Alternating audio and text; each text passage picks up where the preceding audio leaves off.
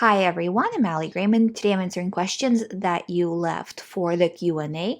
Again, this Q&A is only for members because before when I used to do Q&A for everybody, people would ask questions without being even subscribed, so they would never come back and actually hear the answers to those questions, and I would get probably in the hundreds of questions and I wouldn't be able to get back to them. People would complain. So to clear all this up, this is member only Q&A. To become a member, I will put the link below, or you can hit the join button. First question is, hi Ali, I have harm OCD. My current problem is this. I sometimes feel like I want to live in the illusion that my OCD thoughts are real, which is incredibly terrible because it's contradicting everything about myself. But I'm so tired and my brain really is trying to push new stupid ideas, especially things that make no sense. For example, my doctors might be lying on me. Uh, I solve one, then it brings up the next thing. How can I stop feeling like I want to live with this illusion? Because I don't. I have precious life. I don't want to live like this, and I don't know what to do. Thank you for your question. This is actually a very common situation that a lot of people are in. What you need to do is you need to disregard the feelings the same way you disregard the thoughts. How do you do that? Thought comes in, feeling comes in, and you're just like, do I feel like I like it? Do I feel like I want it? Do I not feel like I want it? How does it feel today compared to yesterday? Doesn't matter. Your OCD can make you feel like anything. And this is more apparent for people who have, for example, sensorimotor OCD, where they can feel like there's something physically wrong with the body, that they feel it on a physical level. So to make you feel emotionally something, that's not even difficult for OCD. So based on that, view anytime a thought comes in, anytime a feeling comes in, like this is just part of the OCD package. Yeah, I feel like I want it. Everybody who has most types of OCD, especially harm OCD, feels like they want it. Oh well, moving on now, and not solving the thoughts, because the big thing is, where are you feeding these thoughts and these feelings are growing because you are feeding it. So fears, solving the actual content, what if I get a new thought, trying to avoid triggers so you don't get new thoughts, all of that feeds your OCD and keeps the situation going. So again, track, reduce, right? If you're tracking how much time you're ruminating about not just the content of the thoughts or the feelings, but also, it sucks that I have this. When will this go away? The person online said you can't recover. All of that needs to be included in rumination, because the more importance you place on the content, the recovery, right? The more you make this a focal point of the day, right? The more thoughts and feelings you're going to get, because basically you're saying, this is scary, this is dangerous, and your mind's like, well, if it's scary and dangerous, I'm going to send you tons more. And that's the last thing you want, even though you feel like you want it and understand. So as little attention as possible, live parallel to it, just like driving. There's a car in this lane, but you're in this lane and you're just going straight. Yeah, it can be honking and beeping and bopping, and it doesn't matter what they're doing. You're looking straight, you're going with your day. Not altering your day, not changing. The only thing I would say in terms of altering your day for OCD, people with OCD tend to have have tendency of overdoing things, being excited about starting new projects, new activities. So they're very much doers. Not everybody. This is not everybody straight. Don't start comparing that. Oh, this is not me. This means I don't have OCD. No, it's just most people do this when they start to feel better. So don't put too much on yourself. Don't stress yourself out in real life, because that real life stress will come back to the OCD. Make OCD your priority, but passively, not placing importance. Not, am I reacting correctly? Am I not? What if I don't? Doesn't mean that I'm not gonna. You can't do that. It's like, I'm doing the best I can. I'm disregarding the best I can. Maybe it's not 100% right. Any step forward, you have to understand, any step forward that you're doing, anything that you're trying towards recovery is counted. Your brain counts every time you're ruminating every time you are disregarding to the best of your ability. And from that, it gives a conclusion. Is this thought scary? Is this something that can actually happen? Or is it not? If you act as if it's scary and um, dangerous, then your mind acts like it. So it will send you more thoughts to make sure that you're aware of the danger. And when I say thoughts, I mean thoughts, feelings.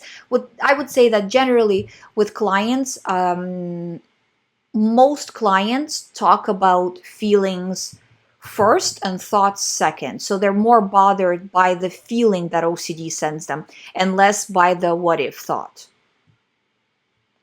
So again, as little energy as possible and keep going this way. Question is, I used to steal things as a kid and now I'm older, but I'm trying to correct the things I stole then. Already seems like an OCD thing to do, but we'll keep going. I get new thoughts of situations or things I might have stolen. Exactly. The more you're trying to fix or do the compulsion, the more new thoughts you're getting. I spend too much time and mental energy trying to figure out the thoughts, and I think I create false memories sometimes. Yep. Trying to remember things. It seems like since I began trying to go back and remember for some initial situations, more and more kept ballooning up that I had to figure out. I'm sure there's people who are listening to this right now just nodding their head. Yep, had been there. Because this is classic how OCD goes. You fix one thing, it goes to another. You fix that one, it goes to another. And the more you fix them, the more your mind thinks this is important and scary, and the more different things it comes up with. So at this point, your mind can't stop on its own. The mechanism is set in place. The only one who can stop this is you by stopping the compulsions, and not all at once, because I know it's very difficult, but I'll explain a little bit more, but at least delaying or reducing to the absolute minimum. I'll explain after I finish the question. It just seems difficult here because there are real situations in which I actually take something, but there are also others there where maybe I didn't, or maybe the situation actually happened, but I'm trying to remember if I actually took something in that situation or not. Is there overthinking OCD I could be suffering from? This, basically, this is puro. So it's purely obsessional OCD, as the term goes. What you need to do, so this is what I would recommend. Set yourself a max number of things you're going to fix or thoughts you're going to get into. And this number needs to be challenging, but not impossible. So for example, if let's say you go through 5 scenarios a day, right? And you try to remember them all and you try to fix them all. Allow yourself a maximum of, let's say, 2, and that's it. So it's like a budget. You have 2 things that you can think about and correct, but no more than that. If you're already at 2 per day, then try to go 1 every other day or something like that. So it's doable and you can solve it, but is this the situation that you want to spend your time on? And you have to be very focused on not going beyond that budget. It really does need to be military style, where it's like, no matter what, I'm not going beyond that. And then you'll start to see that the stuff that you were like, maybe later, right? Maybe next week, if it still bothers me, then I'll spend my budget on it. By next week, you don't even remember half this stuff. So it's just, I find that in situations like this, and I've actually had a lot of clients with similar situations, I find that delaying works very, very well, because with delaying, it's not like you're saying no. It's not like you're closing the door on it, but you're just giving yourself a little time to figure out, not like figure out, but to see if this is something that will stick. In my situation, when I used to obviously have OCD and seek reassurance, I found that it was helpful for me to wait a week. But again, that was after I let myself wait half a day, and that was already painful enough. So, but waiting a few days, let's say, and see if this is really important. And if I'm still suffering on day 7, the way I was suffering on day 1, then I'll take care of it. But right now, I'm going to, again, what I was saying with the previous question, go in the parallel lane. That, yeah, it's bothering. Yeah, it's saying things. It can be loud, obnoxious, annoying, but it's over there, and I'm just continuing my day. No, I don't feel good, but I'm continuing my day. And second part of the question, are there some types of OCD you can get certainty from, and others you never do feel confident about some things even after recovery? For example, a magical thinking OCD, you will probably feel certain they were false. But with driving OCD or false memory OCD, they may never feel totally, but something you just don't care about. Um, so basically, okay, so I see what you're asking. With false memory stuff and the type of OCD that you have with the stealing stuff, or taking stuff, it just won't be an issue. You'll see it's kind of going to be on the level, and water is wet. Do you need to figure out how wet the water is? No, it's just wet. So it just won't be important. Just like before this, these situations weren't important before you develop this type of OCD. It will be the same after. I remember in one video you said people like to go back and find out if the thoughts were true after they're feeling better. So they must be uncertain, at least at some themes. I don't remember saying that, and I don't recommend it. Maybe it was a really old video, because, again, as my knowledge changed over the 12 years, maybe it was like the first years, or maybe I meant something else, but they don't feel the need to check anything. They know everything is fine post recovery. So it's more, you don't need to feel, you're certain everything is fine. You don't need to check everything to make sure everything is fine post recovery. So the way you view the situation changes.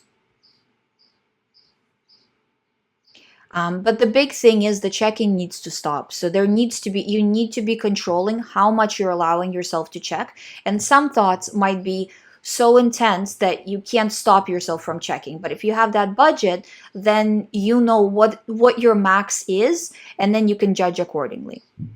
I know that you can get urges that don't represent true desires. This is the same question. But with an OCD of not touching people inappropriately, how do you know that real natural sexual desires to touch aren't also present? Don't figure this stuff out. You're ruminating. The more you ruminate, the worse this is going to get. I know you can get an OCD urge that doesn't represent your true desires, like a driving OCD, feeling like you want to hit somebody on the side of the road. However, sexual desires are natural, and the desire to touch can be genuine, naturally occurring feeling. So how do you know the real desire isn't mixed up in my OCD urges for this theme? I'm telling you, this is OCD rumination at its finest. You need to stop going down this road. Because, again, just like I was saying in the previous question, if OCD can make it feel very real on a physical level in terms of feeling attracted when it comes to HOCD, in terms of feeling discomfort or physical pain with sensorimotor OCD, having sexual feelings is not difficult for OCD to mimic. So don't try to figure out what's you and what's OCD. This is a bad road. You're gonna get worse if you do this. So you need to be tracking how much time you're spending on ruminating about any of these things. Don't figure this stuff out. Anytime, so what you need to be doing. So this is practical things that you need to start doing right now. Thought comes in, that's automatic. That doesn't count as tracking. Now, what do you do with that thought? You can leave it alone. Yeah, okay, nice try, OCD. That's stay in your lane, and you're just going on with the day. Or you can be like, exactly the question you're asking me. This is just rumination written out. You cannot do that. So you need to be, it's in its lane, it's going down its path, whatever it's saying. Yeah, it's saying something about sexual stuff, or it's giving me the feelings. Oh, well, doesn't matter. you're not buying into it, you have to be very strict with yourself and making the numbers go down every day. Again, about the numbers going down, I'm not asking you for a lot. I'm asking you to reduce by about 5 to 10 minutes each 3-hour time period. So let's say if you're ruminating 180 minutes each 3 hours, so 3 hours out of 3 hours, can you do 170? Restrict yourself from 10 minutes of rumination. In any way you can. Call somebody and talk about something non-OCD related. Do something active where you can't ruminate. Something to distract yourself for 10 minutes each 3-hour time period. Next day, 15, then 20. It won't take long. In under a month, you can bring the rumination down to 0. I've seen this. I literally have proof upon proof upon proof with text messages from clients. This works, but it will only work if you are on top of it and if you're doing continuous recovery work. That every time you're tracking, if you're having trouble tracking rumination time, which a lot of the times people do because it's every 3 hours, you have to make sure to log it. What helps is having a notification go off on your phone saying, hey, I need to track the time. But I'm telling you, you just need to power through for literally a month. You'll feel like a brand new person. None of this stuff is going to be bothering you anywhere close to a degree that it is bothering you now.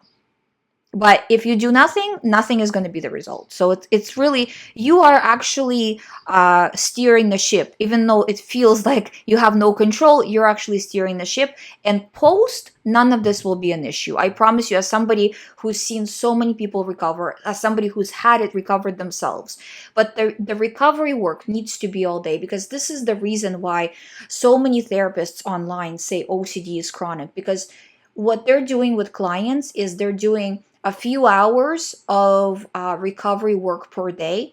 And what's a few hours if you're ruminating the entire day? So they don't have like this. The GREYMOND method is a very unique method. They're not doing it, first of all, because they can't, because it's my method. And second of all, and it's patented and all that.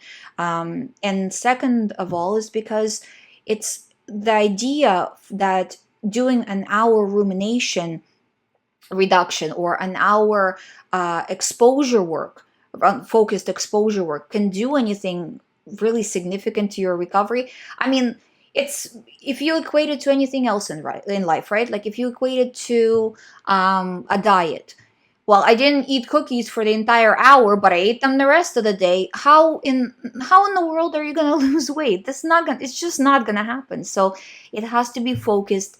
But I'm telling you, after a month, when you are at almost 0 or hopefully 0, it won't feel anywhere near as severe, and you'll be able to live life and all of that. So it's not as hard as it seems, the tracking and the reducing. Just 5 minutes a day, 10 minutes a day, but per time period. So every 3 hours, you're reducing 10 minutes. And you're looking at yesterday. What happened yesterday? Was I able to maintain the goal? Okay, now next step. If yesterday was difficult, so let's say you got to, 100 minutes for 3 hours. But the last few days have been difficult. Okay, hold yourself at 100 minutes for a few days. Make that your max. Don't go any lower. Stabilize there. And then next step, right? So it's just a step-by-step process.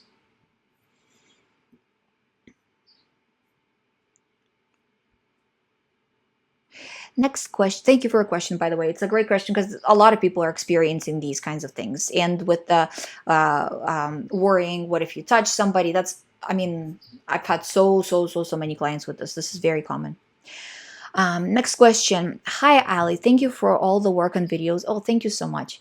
I've been doing your work and it does go well for a while. I can ignore my health OCD issues that has to do with me. But you know how OCD goes and looks for your weakness, which the most important thing in life is health, and the biggest weakness is my kids. So this is where I lose it. When you get an intrusive thought that something can go wrong with them. It's a couple of health issues that keeps on rotating that I read or hear about, mostly the ones that that will be too late when symptoms present. But when it has to do with the health and the kids, it's super hard to ignore and not ask doctors, even though doctor says they're in good health. But is there this 1% in my worry that is realistic? I need to check. I need to check it since I am the mom. One of my techniques is if something is too scary, I write it down till I see the doctor. I ask him. Yeah, that's actually a very good technique because you're delaying. So you're not calling the doctor the second you get the thought, but you're saying, if it's still important by the time I see the doctor, then I'll ask. But the stress that day I go through is very high, as if I haven't achieved anything at all. And the ERP I practiced, and all the ERP I practiced, not thinking and tracking. I need to beat this for my health's sake too. And since I'm in remission and stress is not good for cancer, especially hormonal, but being a mom comes with responsibilities. Is there hope? Of course, there is hope. You can do this. I didn't understand some of the parts. I'm assuming that you are tracking the rumination time. So if you're tracking the rumination time, maybe what happens, and I see this with clients sometimes from time to time, um, people kind of have this plateau where they're maintaining, but they're not reducing the numbers. So they started out reducing the numbers, but then they fell into logging. And then the same thing with not asking the like delaying until you see a doctor. How often do you see a doctor? So if last time you saw, for example, if you started out seeing a doctor once a week, then now you're going next time to once maybe a month, right? Then maybe once every month and a half, 2 months, right? So everything needs to be delayed and stretched out. So you're giving less and less energy to these thoughts. So anything that you're doing that feeds them is OCD. And anytime you get a thought, even about kind of not entirely OCD related, more to do with, well, when is it going to go away and those kinds of things, right? Also include that in your rumination tracking. I would say in this situation, maybe the program would, like the program with me would help, or with one of the coaches, just because it seems it's an accountability issue that you need to be strong and reducing. You already know what you need to do, but you just need to be on it every single day. And whether it's about you, whether it's about your kids, I'm a mom myself. It doesn't matter. Let those thoughts come in, how they're gonna come in. It's just OCD pressing your buttons. And I think your experience with health, right, with going through health issues yourself, triggered this OCD in the first place, or made it more scary, right? And that's why it's stuck with this topic. So it's literally all about tracking and reducing. Don't Google things, don't check things. Just like you're doing with the doctor, that I'll delay with the doctor, also delay with Google, because once you start Googling, even if if you Google and it turns out good, like it gives you reassurance. Your adrenaline spiked so high, your cortisol spiked so high while you're Googling, and it's hard to calm down from that afterwards. And then if you did actually search up what you needed to search up, it'll just come up with the next thought, or with one, as you're saying, it cycles from one to another. So it's not worth it, right? So basically, all across the board, reducing and rumination would be primary. So 10 minutes less per 3 hours per day compared to previous day. That seems to be a doable amount. That's not too intense, and basically then it becomes just an accountability issue. So next question. Hi Ali, my OCD brings feelings of guilt while I do not agree. So I feel strong urge to argue with it, but obviously it doesn't help. Yes, it doesn't. Don't do it. The feeling disappoints me. So when I am disappointed by this feeling, it means I am taking it seriously, and this counts as reaction to OCD. I think you've watched a lot of my videos. Yes, you're exactly right with all this. And the most interesting part is that this guilt feeling and other OCD themes also come often when I feel good and happy. I feel like OCD wants to block my feelings of happiness. Like I booked a vacation, started to be excited, and I am in a good mood, but at the moment of happiness, it comes with this guilt feeling or another topic that I'm disappointed again. So seems this disappointment is also an OCD reaction. Yes. So few things. Thank you for the question. First of all, your mind doesn't want you right now to be happy. It wants you to be on damage control, protection of self, fight or flight mode. It doesn't want you to be relaxed and happy. So whenever you are feeling more relaxed, your mind's like, oh no, you got to be protecting yourself. I'll send you another thought. What are you doing being calm and happy? That can't be. So first of all, expect that to happen. As soon as everything is calm, as soon as something good is happening in your life, your mind is worried.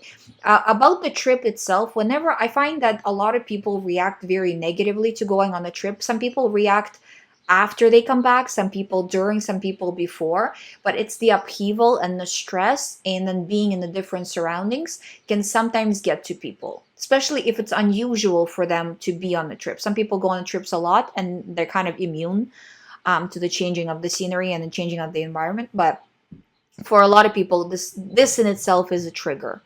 So again, kind of how I was talking about the staying in your lane.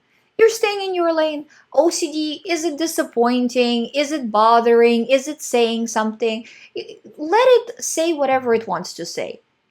If it's saying something as fact and you want to argue with it, let it say whatever it wants to say. You don't need to argue. You don't need to explain yourself to yourself. That's all it wants from you. It wants a reaction. Don't give it a reaction. And step by step, you will see, again, with tracking and reducing rumination, the whole, going back to the whole idea of tracking is that you absolutely need to reduce. So it can't just be logging, right? We have to go down, get to zero, and stay at zero. And the big thing, too, is that post, I don't know if you want to say recovery, right? Because it's not like the second you got to zero, you're recovered. Your mind is in the process of healing. So after you get to zero, you still need to track. If I were doing that, I would say, again, based on all my clients and based on my own experience, even though when I was going through it, I didn't have the tracking method, but I was doing similar without having that precision. Maybe 2 months. So that's 60 days just to kind of heal a little bit more. Another tip is if you're having a bad OCD day, instead of tracking in 3-hour blocks, try to track in 1-hour block, because then it's more precision towards the situation. So for example, if you're going away, if something is going on, having more focus, but not obsessive focus, just more focus on it will help. And then when you get that feeling of guilt, also try not to view it as something that's like, I feel guilty. No, I just overheard a thought. That's all. I just overheard something. I don't need to feel guilty about something I'm overhearing. So it's, again, controlling how you are responding. That, yeah, I feel automatic guilt, but I'm not buying into it. Stay in your lane. So you're letting it stay in your lane. You're not saying, I need to get rid of this feeling right now. That's not good. But you're just, it's over there. I'm over here. I'm disregarding and ignoring. Kind of like that. Next question is, hi Ali, I am much better with OCD and time tracking and reducing. Thank you. Now OCD is not one theme but many themes, almost become like excessive worry about anything. I then do ERP and rumination reduction. This works very quickly and I move on fast until the next thought. How long until my mind gets to a place it doesn't need to, where it doesn't need to send the thoughts to protect me anymore? It seems like you started to worry about having the thoughts there. So when you worry about the fact that the thoughts exist, your mind will throw random anything at you because that's what you're kind of worried about. You're just worried about having a thought or having anxiety or when will this go away? And your mind's like, well, if you're scared of new thoughts, if you're scared of this not going away, I'm going to send you more thoughts to protect you because that's what you're scared about. So it's giving you all of the scary possibilities so you're aware and protect yourself. So your attitude generally needs to be, go ahead, send me all the thoughts. It is fine. I'm going on about my day. I will deal with it. Go ahead and send it to me. Go ahead and send me anxiety. Sure, it's fine. Passively, ignorantly, without giving it too much attention, too much importance. It's again staying in its lane, you're staying in your lane, kind of like that. Don't put pressure on yourself in the recovery. Try to treat it much more passively. Next question. Hi, Ali. I'm struggling greatly with religious OCD. I find it hard to know when I'm praying out of fear as opposed to regular prayer. Very good question. I hear this a lot. I have bad OCD thoughts about Jesus, but I never know if I've actually had a bad thought that I really should apologize for. Again, apologizing, very common in religious OCD. Or if it was just OCD, because sometimes the thoughts happen when I'm genuinely angry. How can I make that distinction? Also, can anger bring on OCD thoughts? Anger is upheaval. Upheaval of any kind, stress of any kind can bring on OCD thoughts.